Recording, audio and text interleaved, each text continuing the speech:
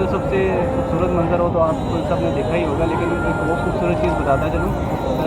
Daily मगरिब की नमाज से 1 घंटा पहले यहाँ पे हज़ूर पाक सल्लल्लाहु अलैहि वसल्लम की बरक़ात की ज़ियारत करवाई जाती है, और वो डेली होती है। आप मगरिब से पहले कभी भी आएँ तो वो ज़ियारत लाज़मी करें।